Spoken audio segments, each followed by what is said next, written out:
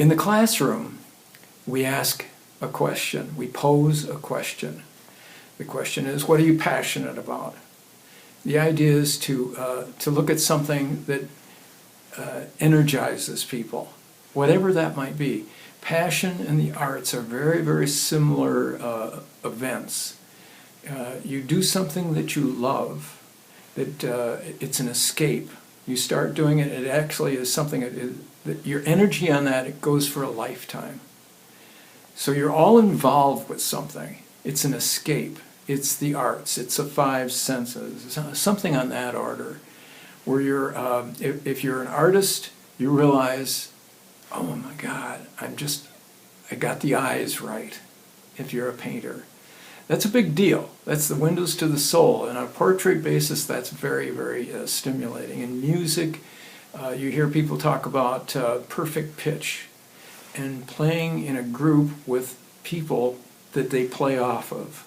Very exciting stuff.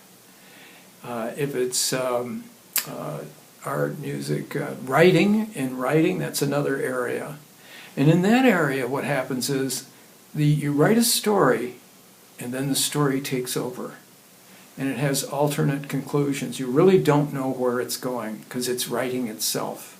It's riding the wave. And this also transfers over to things like surfing. You just imagine those guys sitting out in that cold water on the board, waiting and studying the water. If that isn't meditation, I don't know what is. And those guys are lifetime involved with it.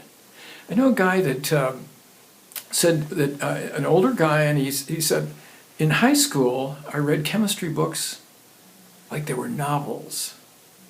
When you can get that kind of a rush and that kind of excitement out of it, that's a very big clue that you're passionate about something. And if you're passionate about something, you've really got a leg up on the idea of there's unlimited hours you want to throw at this thing. You want to work all the time.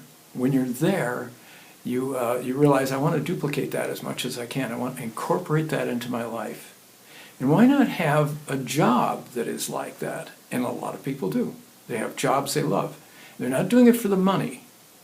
The money is really nothing. It's just a piece of paper.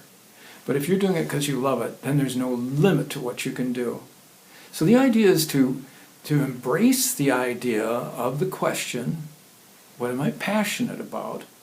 And then realize it has a wider definition. And the wider definition is that it can be around work too. A welder, if he doesn't get the welds right, the boat sinks. That's what happens. A guy told me that he's worked construction, and he painted interiors and exteriors of houses, and he said the nicest thing my boss ever said to me, the general contractor, he said, and he'd worked for him for years, he said, you can see the end game. The end game.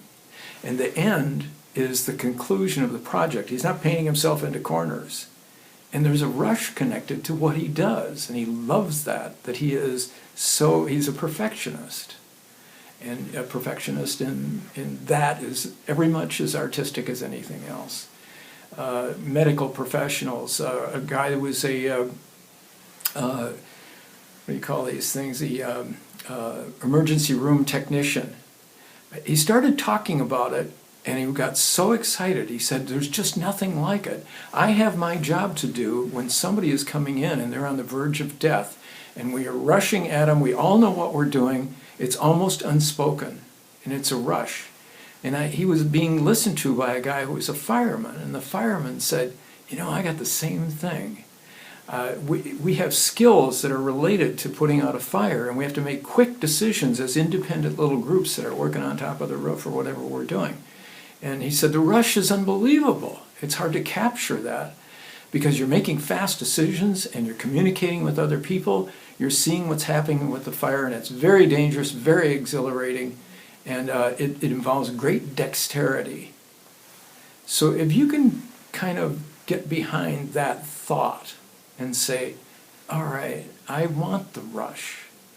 Everybody is passionate about something, and it may be more than one thing. We do random conversations with students about what is your passion? And I hear all sorts of different things. They love their children. They may have a family member that's not well, and they want to do what they can to help them. It may be a thought disorder, a mood disorder, emotional difficulty, whatever's involved with that. It may be their child, and they want to help. And they want to do everything that they can, and they don't want limits. They want to think outside the box. They don't want to just say, well, I just have to accept this. They want to say, no, we want to look at it more carefully.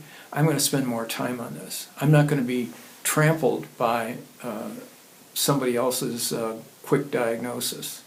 I want to see what I can do about this. I want to change things. It's very, very exciting. So the arts is a bigger world. It stimulates curiosity. When curiosity is stimulated, you're a student. You're the ultimate. This is the ultimate form of education. That's what we're after.